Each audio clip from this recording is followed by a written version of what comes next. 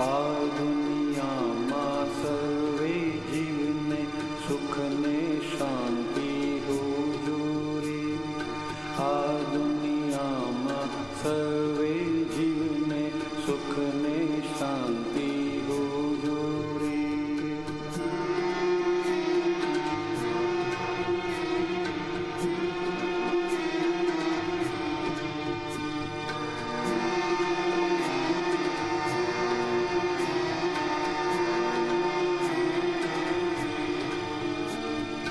મનથી પણ કોઈ જીવનું બુરો વિચારે ના હોજો રે. મનથી પણ કોઈ જીવનું બુરો વિચારે ના હોજો રે. સામાન્ય ઉપકારક બુદ્ધિ અહિંસક ચિંતવન હોજો રે. સામાન્ય ઉપકારક બુદ્ધિ અહિંસક ચિંતવન હોજો રે. આ દુનિયામાં સર્વે જીવને સુખ ને શાંતિ હોજો રે.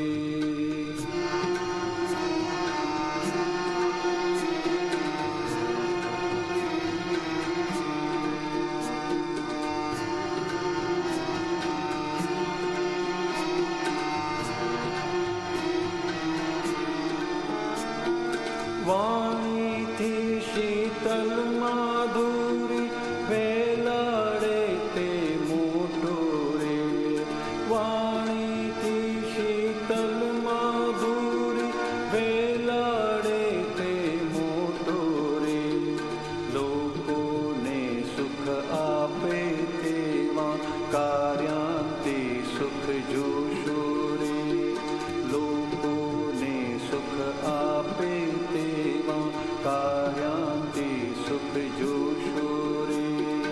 આ દુનિયામાં સર્વે જીવને સુખ ને શાંતિ હોજો રે.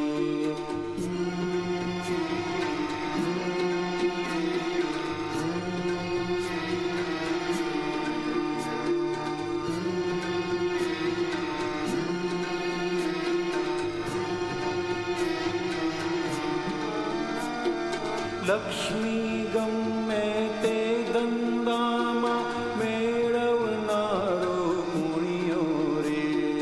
લક્ષ્મી ગમે તે ધંધામાં મેળવનારો પુણ્યો રે.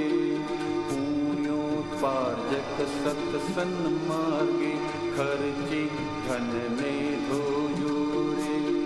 પુણ્યોત્પાર્જક સત્સન માર્ગે ખર્ચી ધનને ધોજો રે.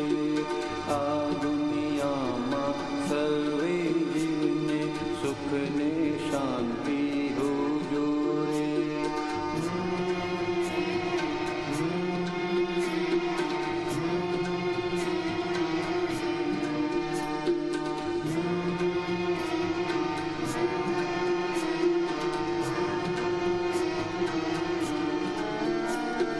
હું જાતે વિજ્ઞાન સ્વરૂપ છું, પ્રયોગ ચોખ્ખો હોજો રે. હું જાતે વિજ્ઞાન સ્વરૂપ છું, પ્રયોગ ચોખ્ખો હોજો રે. માનવ કાયા સિદ્ધ મંદિર છે, આત્મા અંદરનો ખોરે. માનવ કાયા સિદ્ધ મંદિર છે, આત્મા અંદરનો ખોરે. આ દુનિયામાં સર્વે જીવને સુખ ને શાંતિ હોજો રે.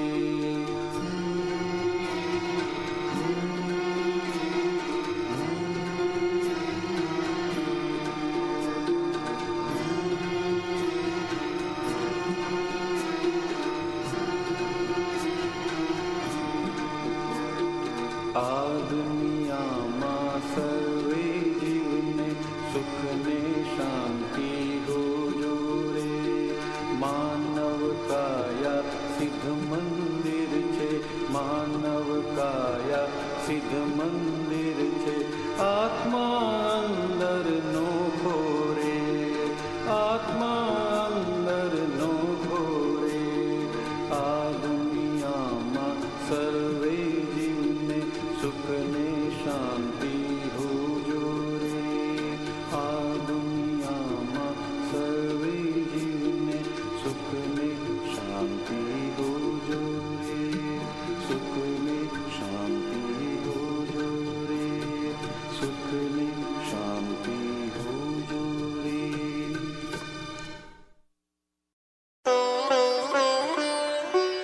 चैप्टर 51।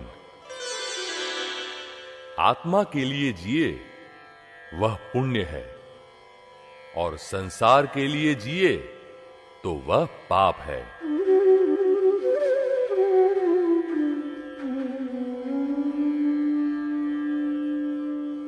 पूज्य दादा भगवान के कविराज श्री नवनीत ने एक पद में गाया है,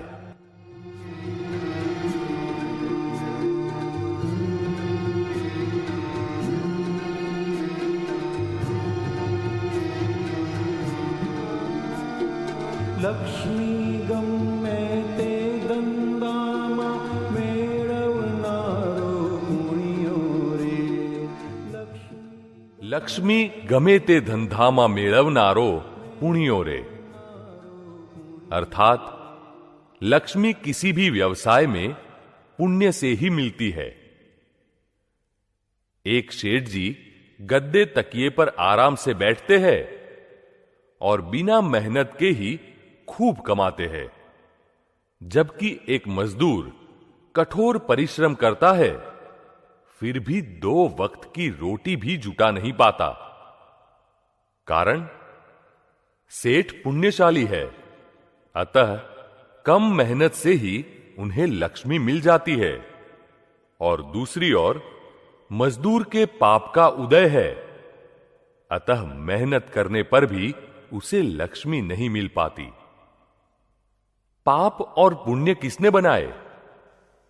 समाज ने? नहीं, पाप पुण्य कुदरती है, नेचुरल है।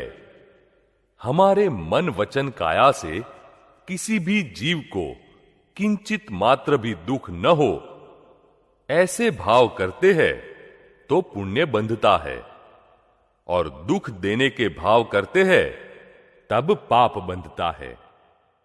प्रत्येक जीव मात्र में भगवान का वास है, अतः किसी भी जीव को सुख देंगे या सुख देने की भावना करेंगे तो भगवान को सुख दिया कहा जाएगा, अतः पुण्य बंधेगा।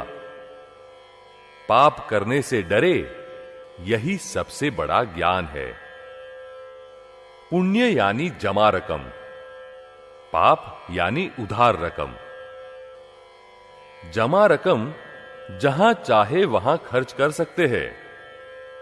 पुण्य के हिसाब से हमारा पुरुषार्थ मुनाफा, प्रॉफिट लाता है, और पुण्य खत्म हो जाए तो वही पुरुषार्थ घाटा, लॉस लाता है। पुण्य का स्वभाव कैसा है? खर्च हो जाना। करोड़ों किलो बर्फ हो, फिर भी उसका स्वभाव कैसा है? पिघल जाना। इस दुनिया में सबसे बड़ा पुण्यशाली कौन है? जिसे कुसंग स्पर्श न करे वह। अशुभ भाव से पाप बनते हैं और शुभ भाव से पुण्य बंधते हैं, लेकिन दोनों से कर्म बंधन तो है ही। पुण्य कर्म का फल सोने की बेड़ी है और पाप कर्म का फल लोहे की बेड़ी, मगर दोनों बेड़ियां ही है ना। शुद्ध भाव से मुक्ति है, मोक्ष है। आत्मा के लिए जिए तो वह पुण्य है, और संसार के लिए जिए तो वह पाप है। जब तक मैं कौन हूं यह नहीं जाना, तब तक पुण्य उपादेय रूप में यानी कि अपनाने योग्य होता है, और पाप हेय रूप में यानी कि त्यागने योग्य होता है। पुण्यानुबंधी पुण्य ज्ञानी पुरुष से भेंट करवाता है। पाप और पुण्य दोनों ही हेय हो, त्यागने योग्य हो, तब समकित यानी सुलटी दृष्टि होती है। मैं पुण्य करता हूं या पाप करता हूं, ये दोनों ही इगोइज्म है, अहंकार है। हमारी सोच के अनुसार ही हो वह पुण्य का फल है, और जो सोचे उससे विपरीत हो वह पाप का फल। हम सोचे वही हो, ऐसा नहीं हो सकता इस जगत में। हमारे पुण्य का उदय कर्म होता है तब सामने वाले अच्छा और मीठा बोलते हैं, और पाप का उदय कर्म हो तो सामने वाले गालियां दे जाते हैं। इसमें किसका दोष है? अतः हमें यह समझना चाहिए कि मेरा ही उदय कर्म है और सामने वाले तो निमित्त मात्र है। ऐसा सोचने से हमारे दोष की निर्जरा होती है और नया कर्म बंधन नहीं होता। जगत में आत्मा और परमाणु दो ही है। किसी को शांति दी हो, सुख दिया हो तो पुण्य के परमाणु इकट्ठे होते हैं, और किसी को दुख दिया हो तो पाप के परमाणु इकट्ठे होते हैं। फिर यही चूभते हैं। इच्छानुसार होता है वह पुण्य, और इच्छा विरुद्ध होता है वह पाप। पाप दो प्रकार के होते हैं। पहला, पापानुबंधी पाप। अभी पाप भुगत रहे हैं और फिर से पाप का अनुबंध बांध रहे हैं और ऊपर से खुश हो रहे हैं। दूसरा, पुण्यानुबंधी पाप। पिछले पापों के कारण अभी दुख भुगत रहे हैं, परंतु नीति और संस्कारों से पुण्य का अनुबंध बांध रहे हैं। और पुण्य भी दो प्रकार के होते हैं। पहला, पापानुबंधी पुण्य।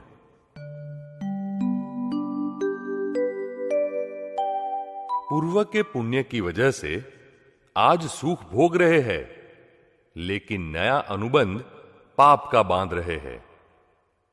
जैसे कि एक सेठ जी है, बड़ा बंगला है, लेकिन वे खुद पैसों के पीछे बाहर ही भटकते रहते हैं।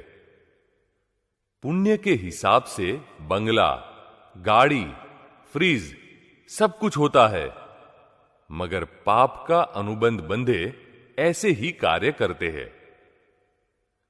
लोभ मोह में ही पूरा समय व्यतीत करते हैं।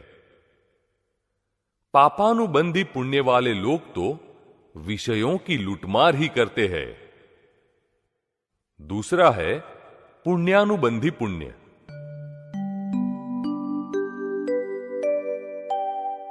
पुण्य भोगते हैं और साथ साथ नया पुण्य बांधते हैं। आत्मा के लिए समय व्यतीत करें, अभ्यास करें, ज्ञान क्रिया करें, उसके फल स्वरूप अभ्युदय से मोक्ष फल मिलता है।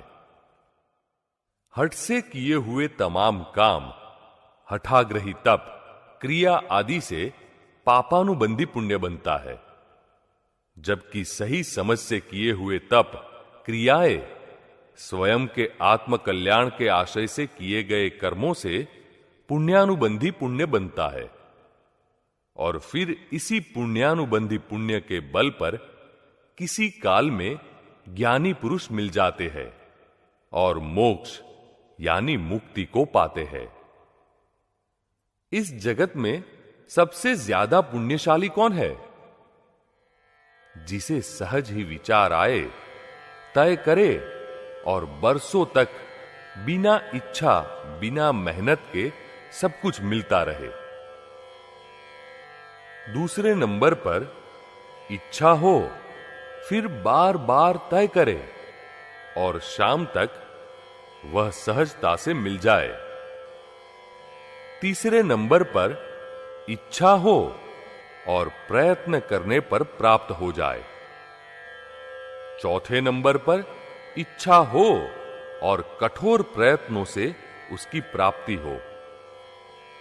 पांचवें नंबर पर इच्छा हो मगर कठोर प्रयत्न करने के बावजूद भी उसकी प्राप्ति न हो। पुण्य के बिना तो लक्ष्मी भी हाथ नहीं आती। विवेकी जन को चाहिए कि लक्ष्मी पाने के बाद उसका उपयोग दूसरों के लिए व जगत कल्याण के लिए करे। कविराज नवनीत जी ने कहा है,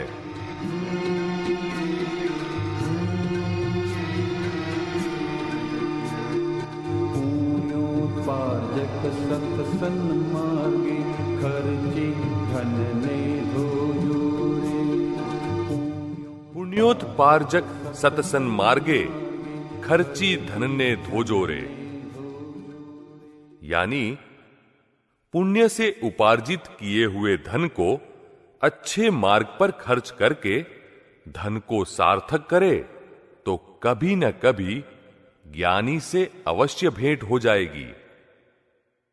लोगों की धारणा है कि अनजाने में यदि पाप हो जाए तो उसका कुछ फल नहीं आता।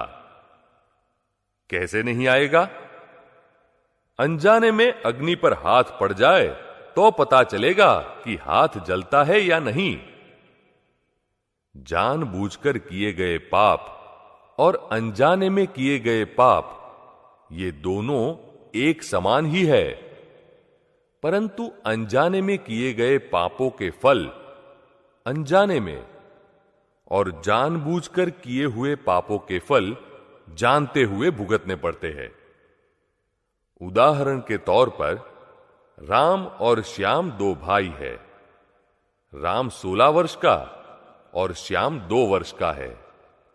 उनकी मां मर गई। इस पर दोनों को पाप का उदय कर्म भुगतना पड़ा, लेकिन बड़े को जानते हुए भुगतना पड़ा और छोटे ने अनजाने में ही भुगत लिया। पुण्य और पाप दोनों अनुबंध के कारण ही मनुष्य मात्र 84 लाख योनि में भटकता रहता है और उनमें से कभी भी मुक्ति पा नहीं सकता। बहुत पुण्य करे तो देवगति मिलती है, लेकिन मोक्ष नहीं मिल सकता। मोक्ष तो जब ज्ञानी पुरुष मिले और हमारे अनंत जन्मों के पापों को भस्मीभूत करके हमारे हाथ में शुद्ध आत्मा दे दे, तब हो सकता है।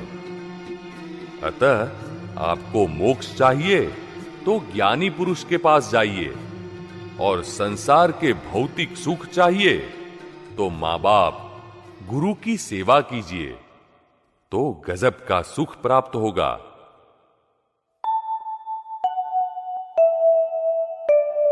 हाइलाइट्स: आपको मोक्ष चाहिए तो ज्ञानी पुरुष के पास जाइए, और संसार के भौतिक सुख चाहिए तो मां बाप, गुरु की सेवा कीजिए, तो गजब का सुख प्राप्त होगा। पाप करने से डरे, यही सबसे बड़ा ज्ञान है।